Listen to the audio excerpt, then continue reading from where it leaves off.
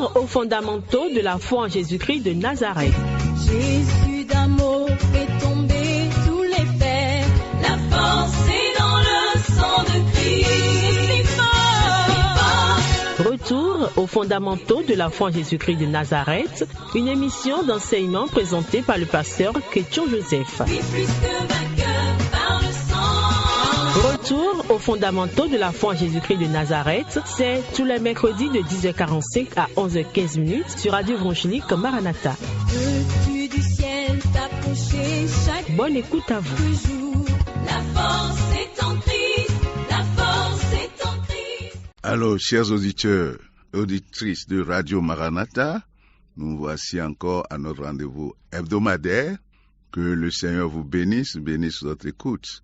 Et ma prière ici, c'est que le Seigneur vous illumine, afin que vous compreniez la profondeur de ce mystère de notre Seigneur Jésus-Christ de Nazareth. L'évangile de notre Seigneur Jésus-Christ, c'est le message central de la Bible. Jésus-Christ est le message central de la Bible. En quelque sorte, le message de Moïse dans les saints livres, c'est Jésus-Christ. C'est Jésus-Christ est le message du psaume de David. Jésus-Christ, c'est le message des patriarches. Mais si vous regardez même les livres des rois, vous savez que Jésus-Christ est l'accomplissement de toute la royauté. Il est de la postérité de David, la Bible nous dit. C'est lui l'héritier du trône éternel. Donc tout ce dont nous avons vu dans le livre des rois, de Chroniques, c'est le message central, c'est Jésus de Nazareth. Quand nous allons dans les prophètes, c'est encore Jésus-Christ de Nazareth qui est là, qui est prophétisé. Et vous voyez, sur la montagne de la transfiguration, où Jésus s'est présenté, Moïse s'est présenté, et Élie s'est présenté. Qu'est-ce qu'on voit là? Moïse, c'est la loi. C'est lui, en quelque sorte, l'homme de la loi pour les Juifs. Et vous savez, il y avait Pierre, Jean et Jacques, les trois, avec Jésus sur la montagne de la transfiguration. Et nous avons Élie, le grand prophète, qui est là, comme représentant de tous les prophètes. Et quand Pierre, ils ont dit, mais le Seigneur, voilà, la Bible est complète en quelque sorte ici. Nous allons établir une tente pour Moïse, une tente pour Élie et une tente pour toi. Qu'est-ce que nous avons constaté? Quelques instants après, Moïse est parti, a disparu. Et a disparu. Comme pour dire quoi? Que quand Jésus se présente, il n'y a plus raison pour qu'on ait encore les regards sur la loi et ni sur les prophètes. Et la Bible nous révèle qu'ils étaient, quand les trois s'étaient présentés, quand Jésus est transfiguré et que Moïse et Élie s'est présenté. La Bible nous dit qu'il parlait de sa souffrance, il parlait de sa mort, il parlait de l'évangile, c'était l'objet de la discussion. Comme pour vous dire ce que nous sommes en train de dire depuis le début, le message central de la Bible, où nous devons nous concentrer pour recevoir la révélation en profondeur. C'est Christ est mort pour nos péchés, selon les Écritures, enseveli le troisième jour, Christ est ressuscité. Et la Bible nous a révélé, comme l'avons dit la fois dernière, que les apôtres rendaient avec plus de force. Ils rendaient témoignage de la résurrection de notre Seigneur Jésus-Christ et une grande grâce reposait sur eux. Donc, serviteurs de Dieu, frères et sœurs en Christ, si vous voulez que cette même grâce repose sur vous, accrochons-nous à ce message. La résurrection de notre Seigneur Jésus-Christ, qui donne la justification. Accrochons-nous à l'évangile. Jésus est mort pour nos péchés selon les Écritures. Et enseveli le troisième jour est ressuscité. Et nous avons vu, dans 2 Corinthiens 4, 5, l'apôtre Paul a dit, nous ne nous prêchons pas nous-mêmes, nous prêchons Christ. Quand vous allez dans Actes 8, 5, Philippe étant descendu dans la ville de Samarie, il prêcha Christ, c'est Christ qui l'a prêché. Et nous avons dit, dans Actes 5, 42, chaque jour, il annonçait l'évangile et ils enseignaient la bonne nouvelle, l'évangile. Donc la bonne nouvelle, c'est non seulement à annoncer, mais c'est aussi à enseigner. Et c'est ce que nous avons commencé à faire en ce qui concerne la mort du Christ. Et aujourd'hui, nous allons continuer dans ce que nous avons commencé. Il a dit que la puissance de la mort de notre Seigneur Jésus-Christ, les bénédictions qui sont cachées dans cette mort. Et nous avons dit que ces bénédictions, cette puissance et tout ce que nous recevons dans cette mort, ces bénédictions c'est lié à l'ensevelissement et surtout la résurrection de notre Seigneur Jésus-Christ. Car si Christ n'est pas ressuscité, notre foi est vaine. Quelqu'un qui croit seulement à la mort du Christ, son ensevelissement, sa foi est vaine. Il faut aller au sommet, c'est-à-dire la résurrection du Christ. Et Christ est vivant, c'est ce que nous devons enseigner. Le seul homme qui est mort, enseveli et ressuscité, aucun autre fondateur de religion, nous avons entendu qui est mort et qui soit ressuscité. C'est Jésus-Christ de Nazareth. C'est de lui qu'il est question. C'est en lui que réside corporellement toute la plénitude de la divinité, la Bible nous dit. Et nous avons tout en lui, lui qui est le chef de tout pouvoir et toute autorité. Si c'est la connaissance, c'est en Christ. On n'a pas besoin d'aller dans les sectes ou d'aller rechercher une connaissance ésotérique. La connaissance, la révélation en Jésus-Christ. Si c'est la richesse, la sagesse, c'est en Christ. C'est lui que Dieu a fait sagesse pour toi et moi. C'est Jésus-Christ de Nazareth. Si c'est la force, c'est Jésus-Christ.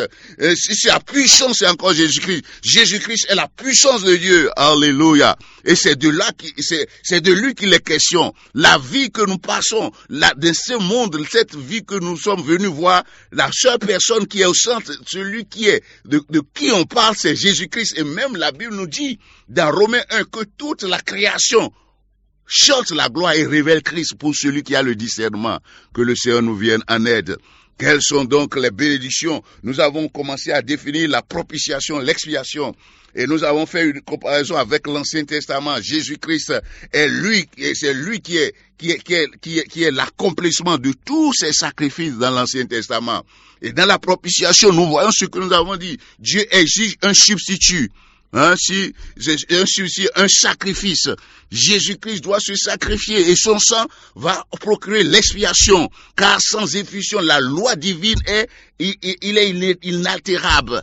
Elle est sainte. Et cette loi dit sans effusion du sang, il n'y a pas de pardon de péché. Les agneaux, les boucs et les taureaux qui sont offerts dans l'Ancien Testament devaient être sans tache et sans défaut. C'est pourquoi Jésus-Christ, comme il est écrit dans Hébreux 4, 15 et dans Pierre, il a été tenté à tous égards, il n'a pas commis de péché. Et nous avons vu, quand nous présentions la mort physique du Christ, quand il a été arrêté, accusé, fausses accusations, nous avons démontré que ces fausses accusations reconnues par tous, donc il était sans péché, c'est l'agneau propre, l'agneau de Dieu qui ôte les péchés du monde, c'est Jésus-Christ de Nazareth.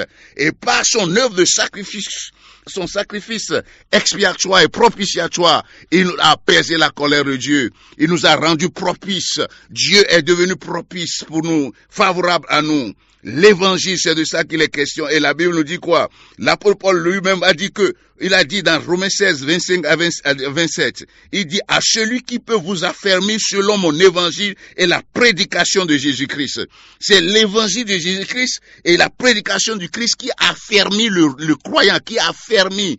Il ne s'agit pas d'aller chercher des enseignements ésotériques, la loi d'attraction, aller chercher le mysticisme, la méditation transcendantale, aller chercher des pratiques vaines de l'Ancien Testament, pour penser qu'en allant dans cette dimension, ou bien aller dans l'ascétisme, faire des jeûnes de 90 jours, 121 jours, pour penser que c'est ça qui donne l'édification. La Bible nous dit dans Romains 16, 25, 27, à celui qui peut vous affermir selon mon évangile. C'est l'évangile et la prédication du Christ qui a affermi par la puissance du Saint-Esprit. Alléluia.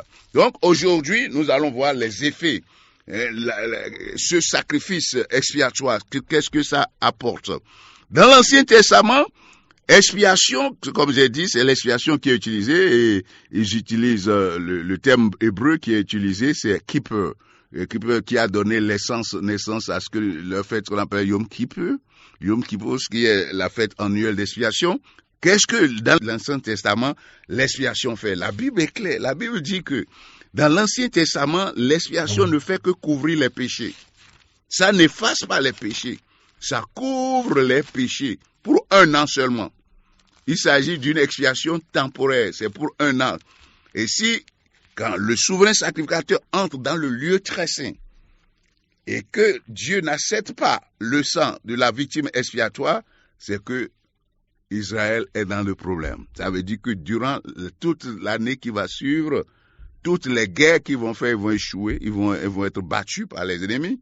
Les récoltes ne seront pas favorables et ils auront des troubles. Donc, et c'est pour 1 an. Et quand il faisait ça, qu'est-ce qu'on a constaté? Après avoir présenté durant le jour de la grande expiation, le grand jour de l'expiation, ce sacrifice, l'année qui va suivre, ils vont continuer dans leur péché jusqu'à ce que Dieu va finir par rejeter les sacrifices. Et nous voyons ça dans Hébreux 10. Dans Hébreux 10 où Dieu dit, la Bible nous dit, les Saintes Écritures nous disent, l'Esprit Saint nous dit que Dieu n'a plus voulu les sacrifices ni les holocaustes qui étaient présentés par le peuple d'Israël. Et c'était sacrifice mort, puisque ce ne sont pas comparés à ce que nous voyons aujourd'hui, c'est sacrifice mort.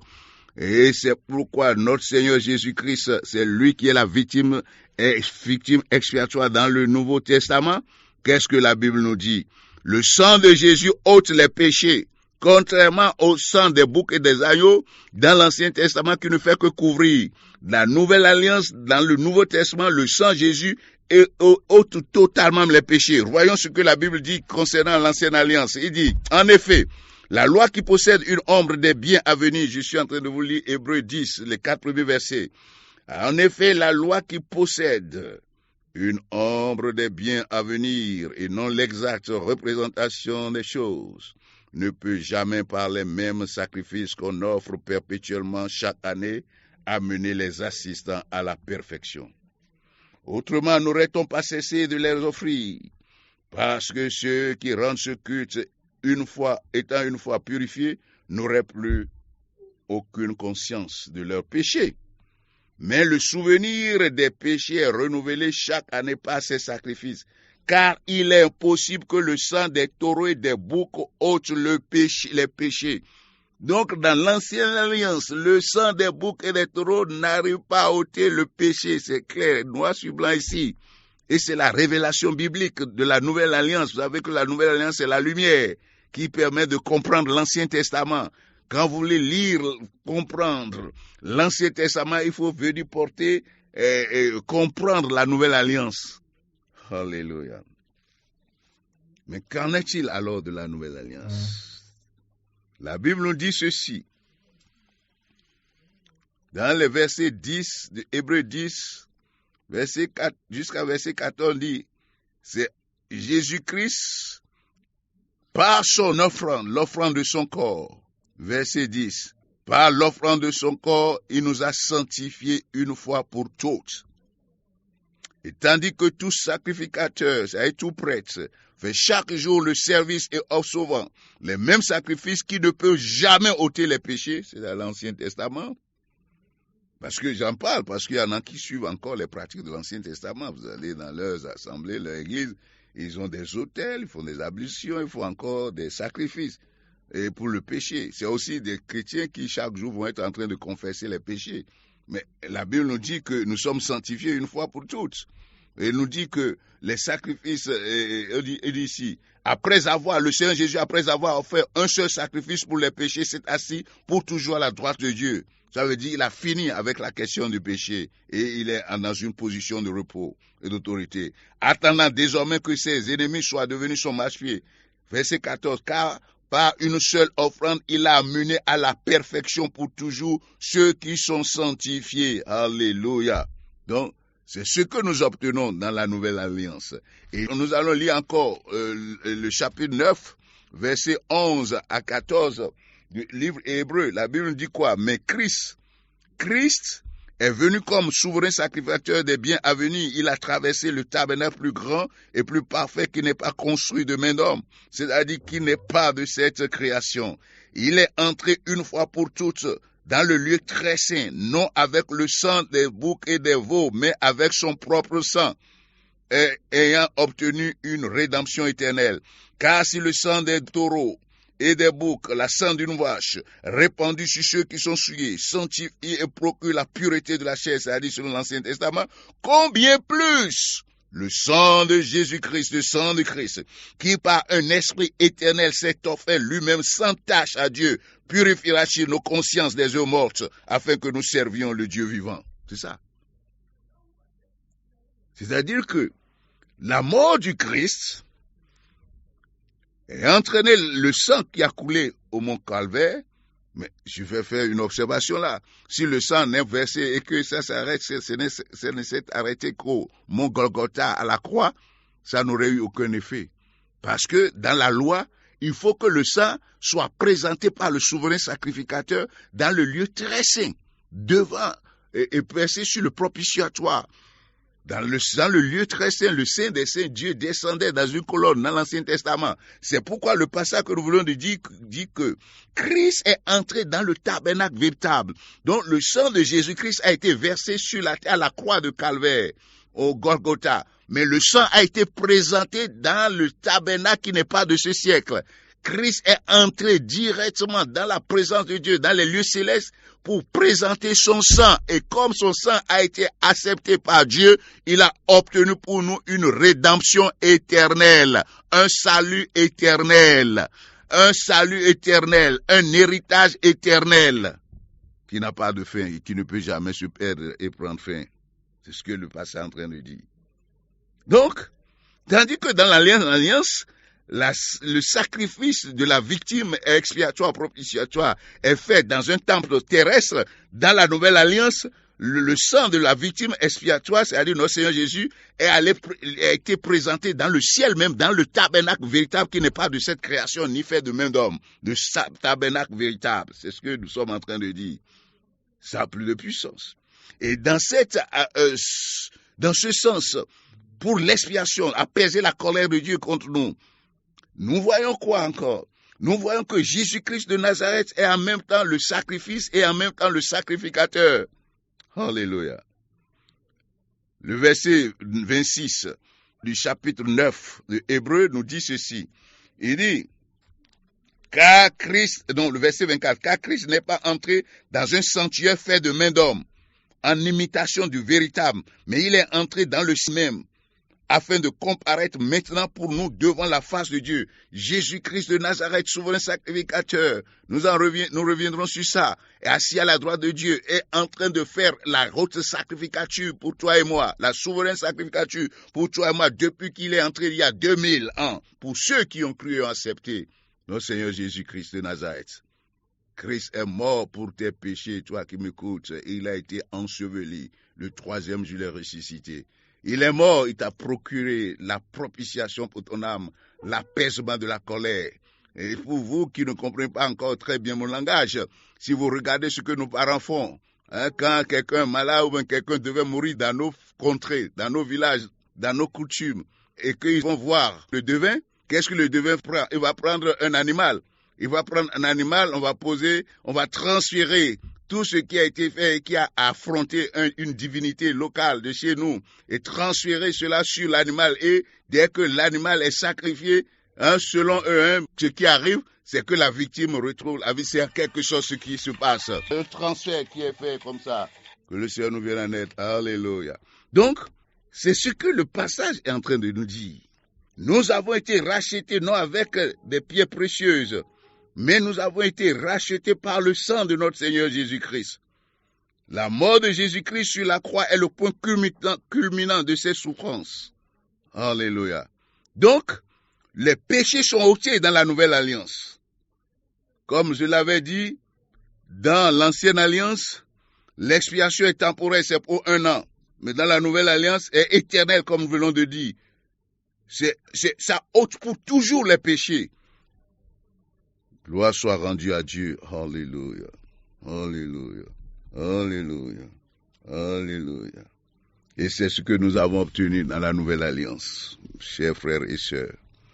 Je vais lire un dernier passage pour que nous concluions ce que nous sommes en train de faire. Premier épître de Pierre, chapitre 1, verset 18.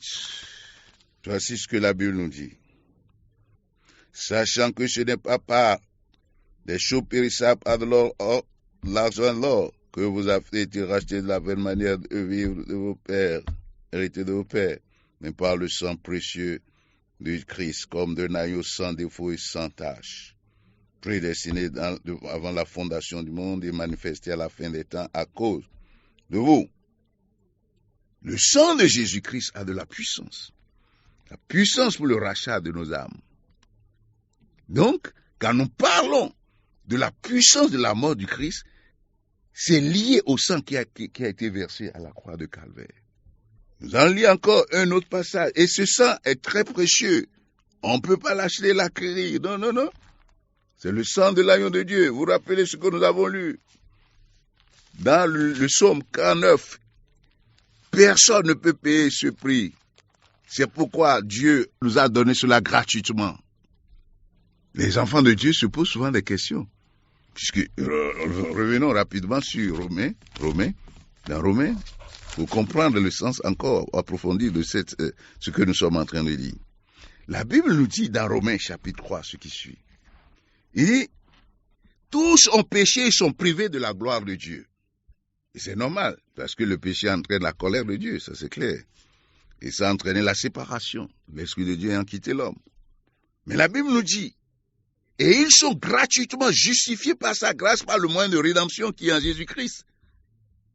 Dans ce sens-là, dans cette rédemption, nous avons la propitiation, l'expiation, qui nous procure cette grâce, cette faveur. La Bible dit, verset 25, c'est lui que Dieu a destiné par son sang, c'est-à-dire depuis avant la fondation du monde, par son sang, Jésus-Christ, par son sang, à être pour ceux qui croiraient victimes propitiatoires. Si tu crois, Jésus devient pour toi la victime propitiatoire, c'est-à-dire le substitut pour apaiser la colère de Dieu, pour ce qui concerne tes péchés que tu as commis et qui ont mené la séparation entre toi et Dieu, parce que Dieu n'accepte pas dans sa communion quelqu'un qui a transgressé. La colère de Dieu demeure sur ceux qui ne croient pas. C'est ce que la Bible dit. Et le sang a pour le but de faire expiation pour nos âmes, comme on l'a lu dans Lévitique 17, 11. Le sang de Jésus fait propitiation pour nos âmes. Et la Bible dit, afin de montrer sa justice, parce qu'il avait laissé impunis les péchés commis auparavant au temps de sa patience. Dieu est juste quand il condamne le péché. Dieu est juste quand il exige la victime expiatoire. C'est de sa justice qu'il est question. Et je vous ai dit tout à l'heure que la justice et l'équité constituent la base du trône de Dieu. Tout chrétien doit savoir ça. Mais si nous avons obtenu cette propitiation gratuitement, c'est parce que c'est trop cher. Aucun homme ne peut l'acheter. Et c'est pourquoi Dieu, dans son amour, nous l'offre gratuitement. C'est gratuit pour nous, mais ça n'a pas été gratuit pour le Seigneur Jésus-Christ. Il a dû passer sur la croix de Calvaire. Vous savez, je vous avais parlé du drame. Il a crié à un moment donné, il a crié, mon Dieu, pourquoi m'as-tu abandonné? En ce moment précis, Christ subissait les exigences, le feu de la colère de Dieu qui a été déversé sur lui. Il a senti cette séparation pour un instant. Celui qui est le fils de l'amour du Père, comment à cette heure cruciale, Dieu devait-il l'abandonner? Celui qui est le prince de vie, pourquoi doit-il entrer dans la mort? C'est parce qu'il a été fait péché à la croix de Golgotha. Il a porté nos péchés à la croix de Golgotha en se substituant nous la doctrine de la substitution qui est au cœur de l'évangile. Christ est mort pour nos péchés selon les Écritures. Enseveli le 3e jour, Christ est ressuscité et il est assis à la droite de Dieu.